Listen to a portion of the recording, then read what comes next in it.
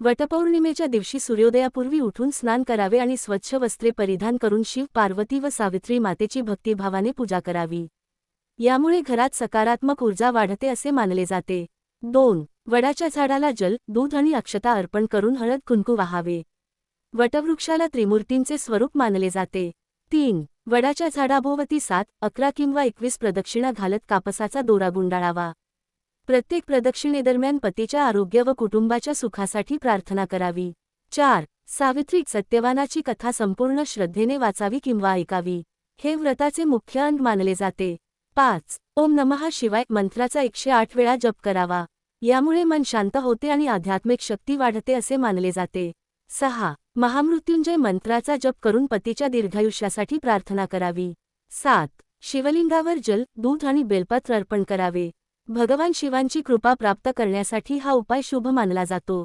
8. सवाष्ण स्त्रियांना हळद कुंकू, बांगड्या, फळे किंवा वस्त्रांचे वाण द्यावे. यामुळे सौभाग्य वृद्धिंगत होते अशी श्रद्धा आहे. 9. गरीब व गरजू लोकांना अन्नदान करावे. वटपौर्णिमेच्या दिवशी केलेले दान विशेष पुण्यदायी मानले जाते. 10.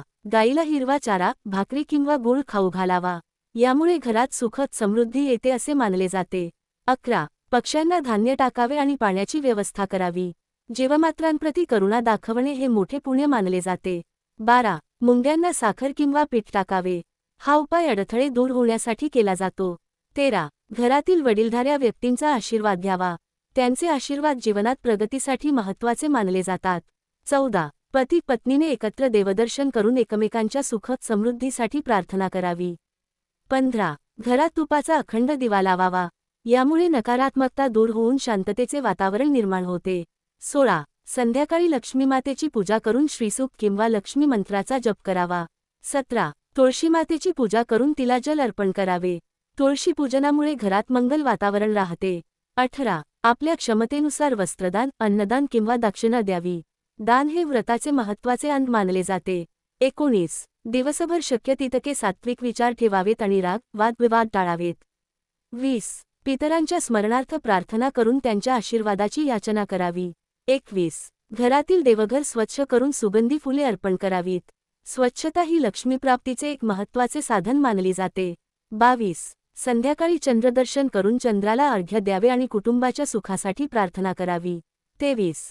गरजू विद्यार्थ्यांना शैक्षणिक साहित्य देण्याचा संकल्प करावा. हे श्रेष्ठ दानांपैकी एक मानले जाते. 24. वटपौर्णिमेच्या दिवशी कोणाचीही निंदा, अपमान किंवा कटुवाणी वापरू नये. सकारात्मक वर्तनालाही व्रताचा भाग मानले जाते. 25. दिवसाच्या शेवटी शिव पार्वती, सावित्री, सत्यवान आणि वटवृक्षाचे स्मरण करून अखंड सौभाग्य, उत्तम आरोग्य आणि कौटुंबिक सुखासाठी मनोभावे प्रार्थना करावी.